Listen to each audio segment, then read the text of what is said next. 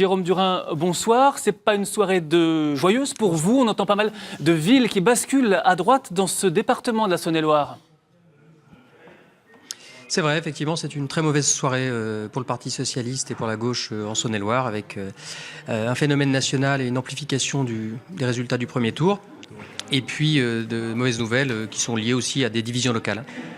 Et même là où la gauche résiste, ce n'est pas le Parti socialiste qui gagne, je pense à Bourbon-Lancy, mais à une candidate d'hiver gauche. Quels enseignements vous en tirez, notamment de cette... Qu'il y a une forme de prime à la diversité politique à gauche et que ceux qui avaient l'étiquette politique du Parti socialiste ont été durement sanctionnés. Donc ça appelle évidemment une réorientation politique nationale. On voit qu'il y a un message très fort qui a été adressé par les électeurs. Donc je crois qu'il faut évidemment un remaniement, il faut un nouveau casting, et puis il faut une réorientation politique.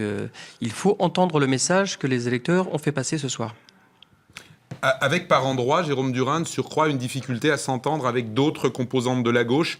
Exemple à Cluny, par exemple, où le total des voix de gauche ce soir est supérieur à celui du nouveau maire. Mais là, vous n'avez pas réussi à vous entendre. Il y a deux endroits qui sont symptomatiques de ce que vous dites. C'est effectivement Cluny et Louhans, où le total gauche nous permettait... en théorie, arithmétiquement, de l'emporter. Et effectivement, on voit à la fin une victoire de la droite. Donc la division nous coûte très cher dans un contexte où il fallait savoir s'unir et porter nos couleurs ensemble. Donc c'est un message qu'il va falloir qu'on travaille et sur lequel il va falloir méditer dans les jours à venir.